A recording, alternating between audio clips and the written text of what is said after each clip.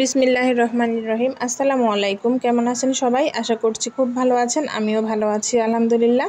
বরাবরের মতো একটি ভিডিও নিয়ে হাজির হয়ে গেলাম। আমাদের মা মেয়ের রান্না লাস্ট 3 দিন থেকে শুধু মা মেয়ের একা রান্না করছি, কারণ হাজব্যান্ড বাসায় নাই, সে ঢাকা গিয়েছে, তাদের অফিসের প্রোগ্রাম আছে। তো মাঝে মাঝেই সে এরকম বাহিরে থাকে, আর তখন আমাদের শুধু মা মেয়ের রান্না করি, নিজের পছন্দের রান্নাগুলো করি। হাজব্যান্ড থাকলে দেখা যায় যে তারও পছন্দকে প্রায়োরিটি দিতে হয়। সে যদিও খায় একবেলা, তারপরেও তো প্রায়োরিটি দেওয়াই লাগে, তাই না? হাজব্যান্ড বলে কথা। তো আজকে কি রান্না করলাম সেটাই আপনাদের সঙ্গে শেয়ার করছি। এখানে আমি মেয়ের জন্য ঢেঁড়স দিয়ে মাছ রান্না করব, তাই তো ঢেঁড়সটা আমি তেলে দিয়ে দিলাম।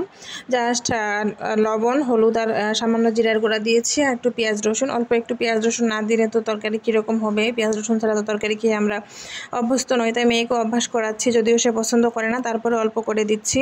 এখানে 2 পিস মাছ ভেজে নিচ্ছি, মেয়ের তরকারিতে দেবো। ওকে তো শুধু সবজি খাওয়ালে চলবে না, সাথে মাছ, মাংস, ডিম, দুধ সবই আমি চেষ্টা করি প্রতিদিন ওর খাদ্য তালিকা রাখার।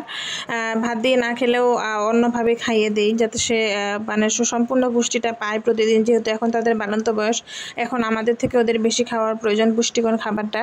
তো সেটাই চেষ্টা করছি। ওকে আমি বাহিরের কোনো বাজে খাবার দিই না, যেটাই খায় সেটাই অবশ্যই পুষ্টিকর খাবার, ঘরে তৈরি খাবার, ওর স্বাস্থ্যের জন্য ভালো হবে এরকম খাবারই দেওয়ার চেষ্টা করি। এটা আমি আগেও বলেছি।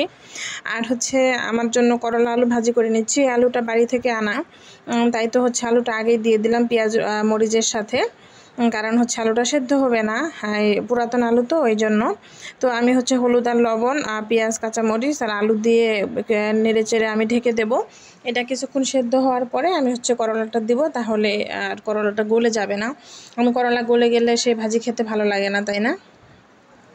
এদিকে মেয়ের তরকারিটা বলক এসে গেছে, তাই জন্য মাছটাও দিয়ে দিচ্ছি।